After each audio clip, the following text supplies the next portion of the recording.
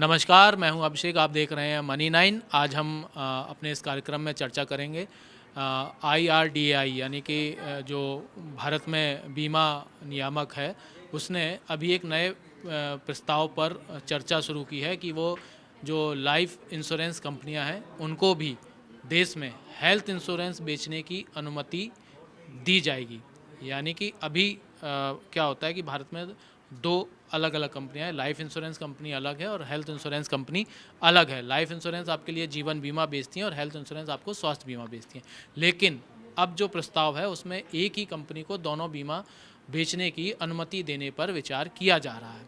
तो इससे क्या बदलाव आएंगे इंडस्ट्री में, लाइफ इंश्योरेंस का जो पूरा सेक्टर है वो कैसे बदलेगा, इस पर चर्चा करने के लिए हमारे साथ हैं आज हमारे वरिष्ठ साथी श्री देवेंद्र शर्मा जी, जो हमें बताएंगे कि जो ये सारा चल रहा है नया सिस्टम, इससे क्या फ़ायदे होंगे, क्या नुकसान होंगे, किसको फ़ायदा होगा, किसको नहीं होगा, इस पर हम चर्चा करेंगे। देवेंद्र जी, सबसे पहले आप हमें बताइए कि जो हेल्थ इंश्योरेंस और लाइफ इंश्योरेंस, ये दोनों कंपनियां अलग अलग हैं, वो अपने अपने इंश्योरेंस बेच रही हैं। तो क्या ज़रूरत है कि IRDAI ने कहा है कि वो लाइफ इंश्योरेंस को ही हेल्थ इंश्योरेंस बेचने की अनुमति देगी, तो इससे क्या मतलब फ़ायदा होगा?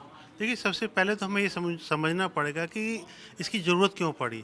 सच्चाई ये है कि जो बीमा का दायरा है आम लोगों के पास है, इसका स्तर बहुत ही निचला है। एक रिपोर्ट जो इस समय IRD के आंकड़े हैं और ये आर्थिक सर्वेक्षण भी बताते हैं कि देश में केवल 4% लोगों के पास ही बीमा है। मतलब हर 100 में से सिर्फ 4 4 लोगों के पास हाँ, बीमा इसमें है। भी बड़ी बात ये है 3% लोगों के पास में केवल बीमा की पहुंच है, लाइफ जीवन बीमा की। 1% लोगों के पास में जनरल इंश्योरेंस, जिसमें हेल्थ इंश्योरेंस आता है, ऑटो और ये तमाम तरह के बीमा आते हैं। तो इसका दायरा कैसे बढ़ाया जाए, ज़्यादा से लोग इसके दायरे में कैसे आएँ?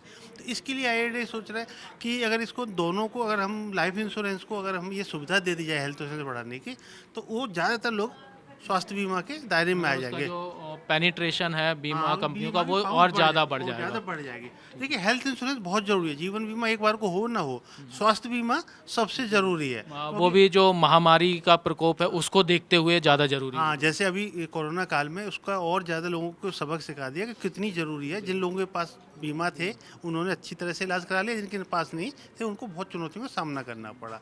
तो अब ये है कि अब जैसे लाइफ इंश्योरेंस के पास में अगर हेल्थ इंश्योरेंस बेचने की सुविधा मिल जाएगी, तो वो ज़्यादा से ज़्यादा, क्योंकि 25 लाख लोग जीवन बीमा एजेंट हैं, ओके। जीवन बीमा कंपनियों के। तो 25 लाख लोगों के बहुत गाँव देहात छोटे-छोटे शहरों में उनकी पहुँच है। तो उन लोगों को पता है कि किस आदमी की क्या ज़रूरत है, किस आदमी ने कौन ले सकता है बीमा, कौन नहीं ले सकता। तो ये नेटवर्क काफ़ी व्यापक हो जाएगा।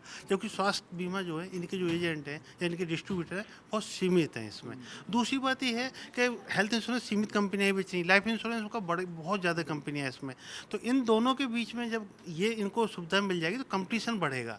ये बेसिक्स प्लान्स लेके आएंगे, तो और कारोबार बढ़ना चाहिए। तो जैसे स्वास्थ्य बीमा कंपनी कोई अपनी एक ब्रांच खोलेगी, तो उस पर बहुत सारा इन्वेस्टमेंट करना पड़ेगा, स्टाफ रखना पड़ेगा। और जीवन बीमा कंपनी की तो पहले से बहुत सारी ब्रांच है, बिल्कुल। तो उनको कोई पैसा इन्वेस्ट नहीं करना पड़ेगा, तो जाहिर है उनकी लागत कम आएगी, तो सस्ता प्रोडक्ट दे पाएंगे। तो मतलब जो अगर ये प्रस्ताव पारित हो जाता है और लाइफ इंश्योरेंस कंपनियां हेल्थ इंश्योरेंस बेचने लगती हैं, तो आम उपभोक्ताओं को ये फ़ायदा होगा कि उनको सस्ते हाँ, तो बीमा ऐसा माना जा रहा है कि करीब 10% सस्ता हो जाएगा। जैसे कभी अभी हम 2 लाख रुपए का बीमा लेते हैं, कोई व्यक्ति जो स्वस्थ व्यक्ति है, तो उसके लिए वो 5 या 7 हज़ार रुपये का मिल जाता है, तो उसको भी 10% 15% सस्ता मिल जाएगा और सर्विस और अच्छी मिल जाएगी। जैसे हम गाँव देहात में देखते हैं कि छोटे-छोटे जो एजेंट पड़ोस में होते हैं, तो कोई परेशानी होती है क्लेम के लिए, तो हम किसी के पास पहुँच जाते हैं, तो वो हेल्प भी करता है। एक तो जानकारी का होता है, दूसरी बात उसे ये उम्मीद रहती है मैं इसको सर्विस अच्छी दूँगा, तो इसको कारोबार मेरा और बढ़ेगा और लोगों को ये इंट्रोड्यूस कराएँगे। लेकिन अभी तक स्वास्थ्य बीमा में ऐसा नहीं है। TPA होता है, वो वहाँ तक पहुँच नहीं हो पाती, केवल फ़ोन से बात होती है। कौन कहाँ से क्या कर रहा है, इस बारे में कोई पता नहीं होता। तो ये सबसे बड़ा फ़ायदा यही होगा, एक तो बेस बढ़ेगा, उनकी लागत कम आएगी तो इसका प्रीमियम कम होगा। तो ये इस तरह से ये कवायद यही है कि बीमा की पहुँच ज़्यादा से ज़्यादा लोगों के पास पहुँचेगी। अच्छा। एक रिपोर्ट के मुताबिक जो लाइफ इंश्योरेंस कंपनियां हैं, इनका एक तो जो ग्राहक आधार है, ग्राहक बेस है, वो हेल्थ इंश्योरेंस कंपनियों की तुलना में बहुत बड़ा है, बहुत व्यापक है। इनकी पहुंच छोटे छोटे गांव के भीतर तक है और इनके एजेंट भी बहुत ज़्यादा हैं। और एक जो सबसे बड़ी बात है कि इनके पास जो कैश रिज़र्व है वो बहुत ज़्यादा है। तो इससे होगा ये कि जो लाइफ इंश्योरेंस कंपनियां हैं वो कंपटीशन को बढ़ाएंगी हेल्थ इंश्योरेंस सेक्टर में। तो जो जब कंपटीशन बढ़ता है तो इससे ग्राहकों को क्या फ़ायदा होता है सर?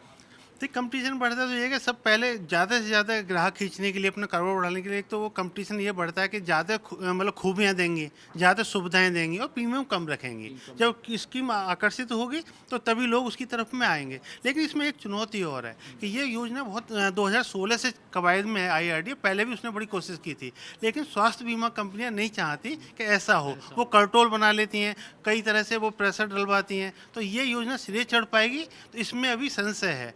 हालांकि जिस तरह से IRDA के जो नए चेयरमैन आए हैं, वो कई चीज़ों को बीमा में सुधार के लिए बड़े अच्छे प्रयास कर रहे हैं। और भी उन्होंने यूज एंड फाइल वाली स्कीम भी लॉन्च की है कि आप पहले प्रोडक्ट लॉन्च कर दीजिए और बाद में फाइल कर दीजिए। तो ऐसे उन्होंने अच्छी मिसाल पेश कर रहे हैं। तो इस बार ये उम्मीद कर सकते हैं कि ये योजना सिरे चढ़ जाएगी, लेकिन कब तक चढ़ेगी ये कुछ नहीं कहा जा सकता।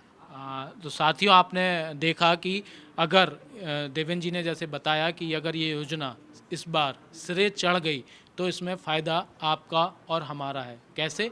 जैसे कि आपको कंपटीशन बढ़ेगा तो आपको हेल्थ इंश्योरेंस 10% तक सस्ता मिलने की उम्मीद है।